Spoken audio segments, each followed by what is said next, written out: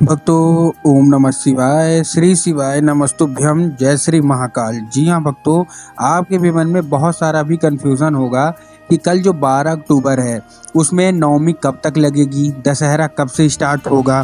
क्योंकि इस बार के में क्या है ना, अष्टमी और नवमी एक साथ पड़ने के कारण बहुत सारे लोगों के मन में बहुत सारा जो कन्फ्यूज़न है वो इस बार है। तो क्या होगा, कब होगा, कैसे होगा, पूरा का पूरा मैं आपको बताने वाला हूँ। तो A to Z चीज़ें मेरी ध्यान से सुनिएगा और अच्छे से करिएगा कि आपको क्या करना है। आपको कन्या भोजन कब कराना है, हवन कब करना है, साथ साथ जो अपना व्रत है वो कब खोलना है, साथ साथ जो दशहरा है वो कब से मान्य होगा, साथ साथ जो विसर्जन है वो कब करना है, ठीक है ना। हर एक चीज़, पारण कब करना है, हर एक चीज़ मैं आपको बताने वाला हूँ। तो एक एक चीज़ मेरी ध्यान से सुन के अच्छे से करिएगा ज़रूर। अगर आपने एक एक चीज़ ध्यान से सुन के और अच्छे से कर लिया तो अवश्य रूप से हर एक चीज़ अच्छा होगा और आप कोई भी गलती नहीं करोगे। पूज्य गुरुदेव की ही कथा सुन के और बहुत अच्छे से समझ के मैं आपको बताने वाला हूँ। तो बस उपाय ध्यान से सुन के अच्छे से करिएगा ज़रूर। उपाय भी बताऊंगा इस वीडियो में, जानकारी तो दूंगा ही दूंगा, लेकिन पूज्य गुरुदेव के द्वारा जो बताए गए उपाय है ना वो भी मैं आपको बताने वाला हूँ। देखिए, सबसे पहले तो मैं आपको बताऊँ कि जो नवमी है, सबसे पहले तो ध्यान रखिएगा, जो नवमी है 12 अक्टूबर को सुबह 10:07 तक ही है। क्या है? 10:07 तक ही नवमी का महापर्व हो रहा है, ठीक है ना। तो इस चीज़ का आपको ध्यान से बिल्कुल रखना ही रखना है। देखिए, सबसे पहले तो इस बार क्या हुआ है ना, अष्टमी और नवमी में ना बहुत सारे लोगों के मन में कन्फ्यूज़न आ गया है। क्यों?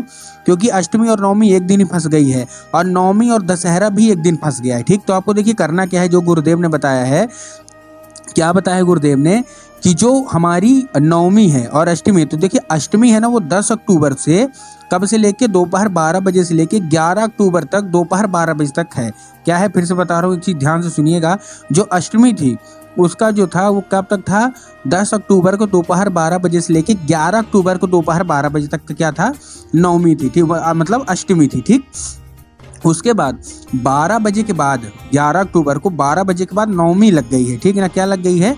नवमी लग गई है। अब नवमी कब तक रहेगी? ये 12 अक्टूबर को दोपहर, मतलब जो सुबह है 10:07 तक ये क्या रहने वाली है? हमारी नवमी रहने वाली है, ठीक है ना। तो इस चीज़ का आपको ध्यान अच्छे तरीके से रख लेना जो मैं आपको बता रहा हूँ। तो क्या होगा, देखिए ये तो आपको समझ में आ गया। और 10:07 के बाद क्या होगा?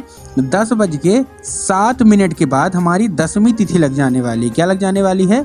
10वीं तिथि, मतलब दशहरा लग जाने वाला है। अब देखिए, अगर आपको कन्या भोजन कराना है नवमी का, तो 12 अक्टूबर को सुबह 10:07 के पहले अवश्य रूप से आपको करा लेना है। इस चीज़ का आपको क्या रखना है? ध्यान रखना है। कब? 12 अक्टूबर, क्योंकि मानी कब जाएगी? वो मानी जाएगी हमारी केवल और केवल, हमारी जो मानी जाएगी 12 अक्टूबर को ही मानी जाएगी। तो आपको करना क्या है, अगर आपको कन्या भोजन नवमी के दिन कराना है, लास्ट दिन, तो आपको 12 अक्टूबर को सुबह 10:07 के पहले पहले आपको करा लेना है, ठीक, पहली चीज़। उसके बाद जो आपको हवन करना है नवमी का, वो आपको 11 अक्टूबर को ही करना है। शाम को दिन होगा शुक्रवार और उसी दिन शाम को आपको 11 अक्टूबर के दिन ही आपको क्या कर लेना है? आपको जो हवन है वो कर लेना है, ठीक। अब बात आती है व्रत कब खोलें। बहुत सारी जो महिलाएं रहती हैं 9-9 दिन का व्रत रहती हैं, तो अब आपको व्रत कब खोलना है मैं उसके बारे में भी आपको थोड़ा सा बता देता हूँ। अब जब आपका जो व्रत है 9 दिन वाला, वो आपको 12 अक्टूबर को 10:07 के बाद ही खोलना है। बहुत सारे लोग यहाँ जानते हैं गलती क्या करते हैं कि वो सुबह सुबह ही खाने लगेंगे। ये होगा कि बस दशहरा है आज तो आज सुबह सुबह खा लो। ये गलती आप बिल्कुल मत करिएगा, क्योंकि 12 अक्टूबर को 10:07 तक नवमी तिथि लगी रहेगी, ठीक है ना। तो नवमी में ही मत खा लीजिएगा, जब दशहरा आएगा तब खाना है। तो दशहरा में आपका जो व्रत है वो आप कब खोलेंगी? 12 अक्टूबर दिन शनिवार रहेगा, वो 10:07 के बाद आप पारण कर सकते हैं, क्योंकि नवमी जो है तब खत्म हो जाएगी और 10वीं तिथि लग जाएगी, ठीक ना। इतना समझ में आ गया। अब बात आती है विसर्जन की, कि हमको विसर्जन का क्या करना है, कैसे करना है। तो देखिए, जब हम विसर्जन की बात करेंगे तो विसर्जन आपको जो करना है ना, वो विसर्जन आपको करना है 10:07 के बाद। 12 अक्टूबर को 10:07 के बाद। ये नहीं कि सुबह हुई है ना, 12 अक्टूबर की सुबह हुई और आप सीधे माता जी का विसर्जन करने गए, नहीं।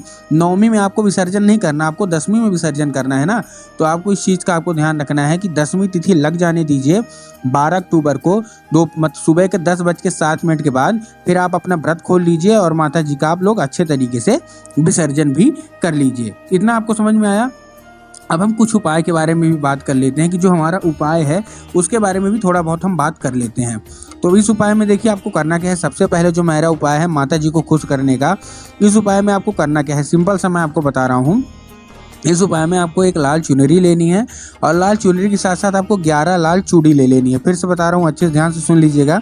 एक लाल चुनरी लेनी है और लाल चुनरी के साथ साथ 11 लाल चूड़ी ले लेनी है। अब देखिए चुनरी लाल ही होनी चाहिए, उसमें थोड़ा सा आपको चंदन लगा लेना है, ठीक, पहली चीज़। उसके साथ साथ जो चूड़ी है वो 11 की 11 लाल ही होना चाहिए। क्या होना चाहिए, जो 11 है ना वो 11 की 11 लाल ही होना चाहिए। बहुत सारे लोग इसमें गलतियां क्या करते हैं, मैं आपको गलती बता देता हूँ कि इसमें गलती क्या करते हैं वो, कि गलती क्या करेंगे, सिंपल से देखिए मैं आपको बताता हूँ करेंगे क्या। वो 3 चूड़ी पीली ले लेंगे, 2 चूड़ी हरी ले लेंगे, 4 चूड़ी ऐसे ले लेंगे, वैसे ले लेंगे। वैसा आपको बिल्कुल भी नहीं करना, ठीक। तो 11 की 11 आपको लाल चूड़ी ही लेना है।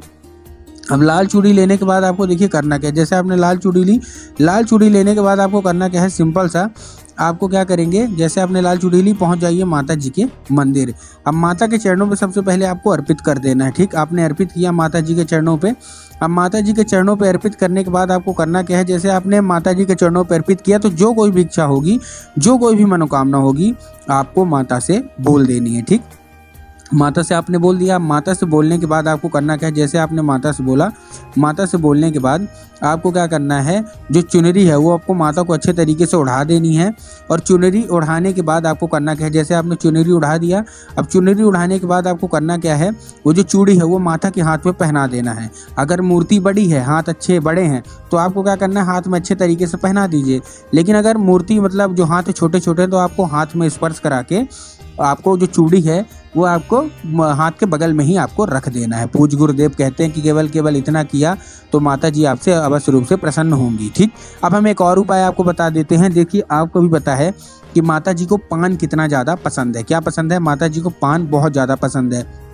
तो आपको करना क्या है, आपको एक पान का पत्ता लेना है और पान के पत्ते के ऊपर आपको शहद का लेपन कर देना है। क्या लेपन कर देना है, शहद का, पान के पत्ते के ऊपर। लेकिन किधर साइड, जो चिकना साइड होगा ना उधर साइड। बहुत सारे लोग जो डंडी वाला होते हैं ना उधर कर देते हैं, जो कि आपको नहीं करना। तो डंडी वाले जगह मत करिएगा, जो चिकना साइड होगा पान का उधर साइड कर दीजिए और पहुंच जाइए कहाँ, सीधा सीधा शिव मंदिर। अब आपके दिमाग में आएगा कि भाई हम जाएंगे शिव मंदिर और जाके बाबा भोलेनाथ के ऊपर अर्पित कर देंगे, जो कि पूर्णतः गलत है। आपको बाबा भोलेनाथ के ऊपर अर्पित नहीं करना, आपको माता शोक सुंदरी के ऊपर अर्पित करना है। अब देखिए जिनको पता है कि माता शोक सुंदरी की जगह कहाँ होती है उनका तो चलिए ठीक है, लेकिन बहुत सारे लोगों को माता शोक सुंदरी की जगह ही नहीं मालूम। तब गुरुदेव ने बताया जो जलाधारी है, जलाधारी के बिल्कुल बीचों बीच, कहाँ, बिल्कुल जस्ट बीचों बीच किसकी जगह होती है, माता शोक सुंदरी की। तो बस आपको चुपचाप क्या करना है, वहीं अर्पित कर देना है बस। पूज्य गुरुदेव कहते हैं कि मात्र 1 से 1.5 महीना रुक जाइएगा, आपकी सारी की सारी इच्छा, सारी की सारी मनोकामना माता अशोक सुंदरी अवश्य रूप से पूरी करेंगी ही करेंगी।